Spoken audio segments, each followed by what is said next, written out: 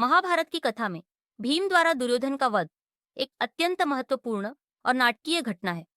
यह घटना धर्म और अधर्म के बीच संघर्ष का प्रतीक है।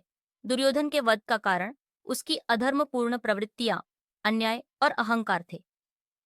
अगस्त शास्त्र दुर्योधन का अधर्म और अहंकार। दुर्योधन कौरवों का सबसे बड़ा पुत्र और उनके 100 भाइयों का नेता था। उसका स्वभाव अत्यंत अहंकारी और क्रूर था। उसने पांडवों के प्रति हमेशा शत्रुता रखी और उन्हें हानि पहुंचाने के अनेक षड्यंत्र रचे।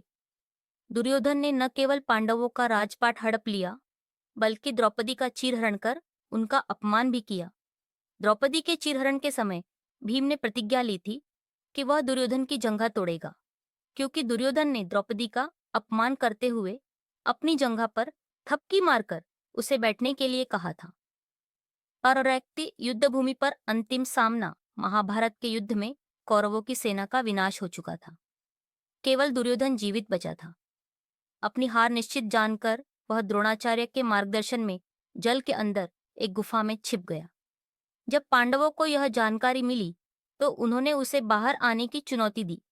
भीम ने दुर्योधन को युद्ध के लिए ललकारा। दुर्योधन ने गदा युद्ध के लिए सहमति दी, क्योंकि उसे अपनी गदा कला पर अत्यधिक गर्व था। भीम और दुर्योधन के बीच गदा युद्ध अत्यंत उग्र था। दोनों महान योद्धा अपनी पूरी शक्ति और कौशल का प्रदर्शन कर रहे थे। ककड़ा हो भीम द्वारा प्रतिज्ञा पूरी करना। दुर्योधन युद्ध में भीम से शक्तिशाली लग रहा था। उसकी गति और कौशल ने भीम को कठिनाई में डाल दिया।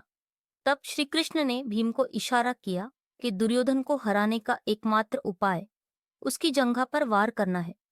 नियमों के अनुसार गदा युद्ध में कमर के नीचे वार करना अनुचित माना जाता था, लेकिन दुर्योधन के अधर्म और द्रौपदी के अपमान का बदला लेने के लिए भीम ने यह कदम उठाया। भीम ने अपनी गदा से दुर्योधन की जंघा पर जोरदार प्रहार किया, जिससे वह धराशायी हो गया। इस तरह भीम ने अपनी प्रतिज्ञा पूरी की और दुर्योधन का अंत हुआ। अरला इद्दा निष्कर्ष भीम द्वारा दुर्योधन का वध अधर्म पर धर्म की विजय का प्रतीक था।